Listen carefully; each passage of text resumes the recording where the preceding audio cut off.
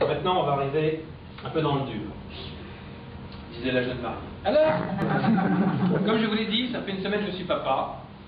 Ma petite Romy, comme Romy Schneider, tout à fait, ça surprend la première fois, est née mercredi dernier, le 14 à 14h, le jour du terme. Eh bien, depuis ce jour-là, j'ai pris des notes, j'ai fait comme un petit journal, et je vais partager avec vous tout ce qui s'est passé. Résumé, bien évidemment. Alors sachez que j'ai fait des petites fiches, voilà. J'ai tout noté. Et déjà, sachez que, mon Dieu, elle pèse, donc elle s'appelle Romy, elle pèse 3 kilos, d'accord? Elle mesure 50 cm. Ah, si c'était des mensurations pour moi, je pourrais frimer. C'est que celle de ma fille. Oui, je suis tellement heureux parce que c'est une nouvelle vie qui commence, le début d'une grande aventure. Personne n'a d'enfant dans cette personne? Non? C'est dommage. Alors, déjà, la vie change. Plus de bourrage de gueule avec les potes, plus de match de foot avec les potes, plus de bouffe avec les potes. La belle vie, quoi. Non, je déconne, je nage vraiment dans le bonheur depuis une semaine. Bon, c'est un peu dur, mais c'est pas grave. L'accouchement s'est super bien passé, hein. D'ailleurs, j'ai assisté à l'accouchement de A à Z. Elle m'a pas voulu que je sois là tout le temps. J'ai tout vu, mon Dieu. Alors bon, pour ceux quand j'avais vécu ça, quand j'ai vu ma fille naître, techniquement, hein, quand je l'ai vue sortir, j'avais les larmes aux yeux. Vraiment, c'est un truc incroyable. Bon, en effet, j'avais les larmes aux yeux parce qu'à ce moment-là, je me suis dit, en termes de taille, comment est-ce que je vais pouvoir passer après sans avoir l'air ridicule? Gros problème. Bon, ce qu'il faut savoir, c'est qu'en sortant, le bébé a une couleur chelou. Il est cette espèce de bleu bizarre. Tu vois ce que je veux dire? Alors moi, je ne savais pas ça, on m'avait pas brisé. Alors du coup, je l'ai insulté. Je lui ai dit, salope, tu m'as trompé avec un schtroumpf. Le gynéco m'a calmé immédiatement. Bon, ensuite, il faut couper le cordon. Moi, je voulais aussi couper le cordon. D'accord? Alors, j'ai coupé le cordon, et c'est super. Bonjour. C'est super solide, ce truc. Au début, tu te dis, c'est comme les rubans pour les inaugurations, comme ça. Et en fait, c'est une espèce de matière qui est un peu comme du calamar. Tu vois? Un calamar pas cuit, un peu caoutchouteux. Alors, tu coupes, tu apprends plusieurs fois. Alors, j'y suis arrivé, finalement. Voilà, et puis j'ai gardé le bout. Comme ça, je vais me le faire frire, ou à l'américaine, je sais pas encore. Après, il faut rassurer ta chérie. Elle vient d'accoucher. Elle sait qu'elle n'est pas au top de sa beauté, forcément. Non, mais c'est vrai. Elle souffre. Elle sait qu'elle n'est pas au top de sa ligne, de son sex appeal. Alors, il faut la rassurer. Après l'accouchement, quand on était tranquillement dans la chambre tous les deux, elle m'a demandé, inquiète, tu m'aimes toujours? J'ai donc immédiatement rassuré. J'ai dit, oui, ma chérie, je te trouve très sympa. Eh bien, figurez-vous que ça l'a pas rassurée. À peine une heure, elle venait accoucher, et déjà elle était casse-couille. Ah, les gonzesses! Non, mais bon, ensuite il y a les visites à la maternité. Hein? Alors ça, c'est formidable. La famille, les amis, et tout le monde dit, oh, mais elle est tellement mignonne, elle est... Alors que toi, quand tu vas visiter les amis à la maternité, quand tu dis ça, tu t'en mets que tu le penses pas. Et je quand même que le bébé, tu dis, il est immonde, mais tu vas pas dire. Ah. Tu vas pas dire ça. Tu vas dire, ah oui, il est extrêmement joli. Extrêmement joli. Mais moi, j'ai la particularité d'avoir une fille extrêmement belle. Et je vais vous dire que quand on croisait tous les autres enfants de la maternité, à chaque fois, avec ma chérie, on avait un petit regard complice, et on disait, celui-là aussi est plus moche, c'est bon. Bon, on les comptait, il y en a même, tu te demandes ce qu'il aurait arrivé. Non mais c'est sûr, tu te dis, c'est un peu comme à la poste, à la livraison, le paquet était endommagé. C'est pas, il y a un truc, il y a du maquillage qui a été fait après ou quoi là? Bon, ton bébé, qui a à peine un jour ou deux, forcément, après les visites, il passe de bras en bras. Et toi, tu connais ces gens-là? Tu sais ce que ta fille subit? La tata qui a mauvaise haleine, la meilleure amie qui le sent sous les bras, et tout d'un coup, tu détestes tout le monde? T'as envie de gueuler, cassez-vous tous! Laissez ma fille tranquille, mon enculé! Mais tu peux pas. Il y a la belle famille. Mais j'ai pris sur moi parce que j'étais heureux, j'étais sur un nuage. Dans les couleurs de la maternité, il y avait un parfum de bonheur qui flottait. Et je ne savais pas que le bonheur, ça sentait la merde. Mais t'as à peine le temps de kiffer. Il faut déjà passer à l'étape suivante. Aller de la maternité à chez toi. Ça, c'est terrible.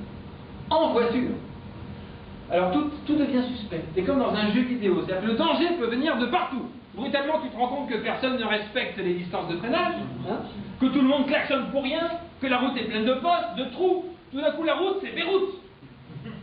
Tu te dis, putain, j'aurais dû louer un Hummer blindé. Et puis arrivé chez toi, il y a ce moment de panique. Il n'y a plus personne pour t'aider. Hein. Donc tu croises le regard de ta meuf et là, sans rien dire, on sait tous les deux qu'on est angoissés. On est angoissés. Ah non, on est tout seul. Mon Dieu, qu'est-ce qui se passe? Ah, pourquoi elle pleure? Plus de sage-femme, plus de pédiatre qui passe tous les jours. Mais tu essaies de te rassurer et tu dis, c'est pas grave. La petite va être cool, je le sens. Et là, à la seconde où tu te dis ça, et ça, je tiens à préciser que c'est l'enregistrement de la fille. C'est pas un son fait sur internet. Eh oui. Quoi? Qu'est-ce qu'il y a? Ouh, ma chérie, c'est papa! Tu fais des grimaces, pensant que ça va changer quelque chose, alors qu'elle a juste fait caca, qu'elle veut son biberon. Mais au lieu de pleurer, dis-moi quelque chose, donne-moi des indications techniques, merde! Voilà, ça va changer. Bon, ensuite, il y a les étapes incontournables qui vont rythmer ton quotidien. D'abord, changer les couches. Ah, ça, t'en entends parler longtemps, changer les couches. Le plus surprenant quand tu changes une couche pour la première fois, c'est le rapport gabarit du bébé, quantité de caca. C'est phénoménal. C'est-à-dire que comment est-ce possible d'avoir un si petit corps et d'engendrer une telle quantité de merde? Merci. Bruitage, c'est plaisir. Physiologiquement, normalement, c'est impossible. Et pourtant, c'est vrai. Il faut le voir pour le croire, enfin le sentir surtout.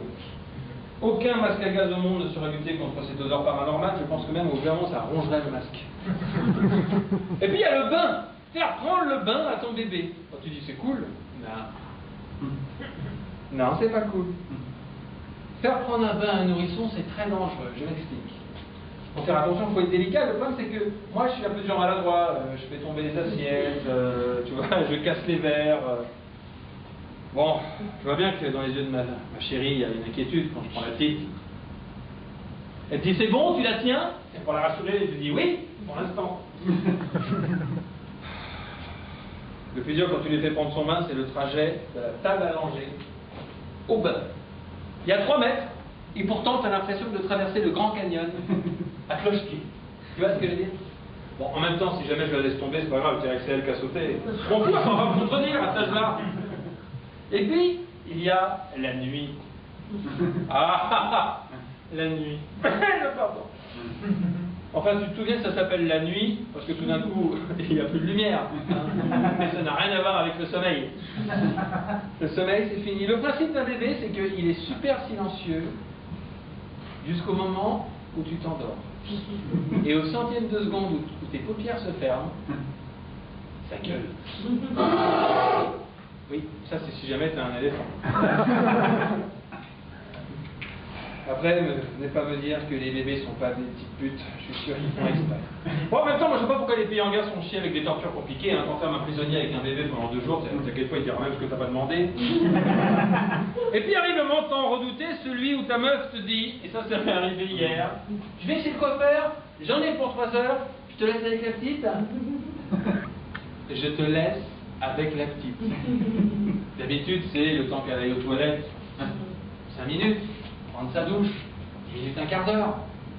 Là, c'est 3 heures. Mais c'est pas grave, t'es un bonhomme, merde, t'as pas peur? C'est pas un truc de 50 cm qui va te faire peur. Surtout si c'est un bébé. Alors, au début, c'est le paradis. Pendant 1h30, je donne le biberon, je change les couches, elle est contente, elle fait des sourires, c'est génial. Et c'est bon, allez, 2 heures, 2h30, bon, allez, j'ai gagné. Finalement, ça s'est bien passé. C'est à ce moment-là, au moment, cher Yoav, où tu te dis que c'est gagné, et là de nouveau c'est le drame. Mais qu'est-ce qui se passe?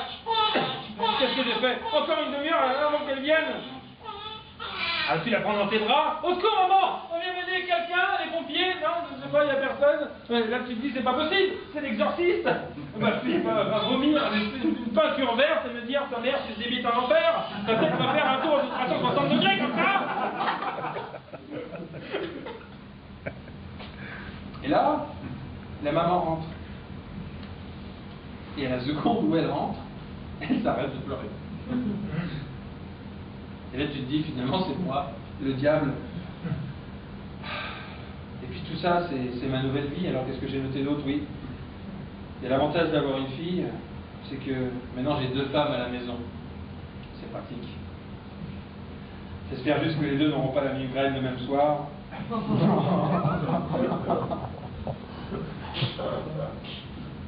C'est pas moi qui ai écrit ça.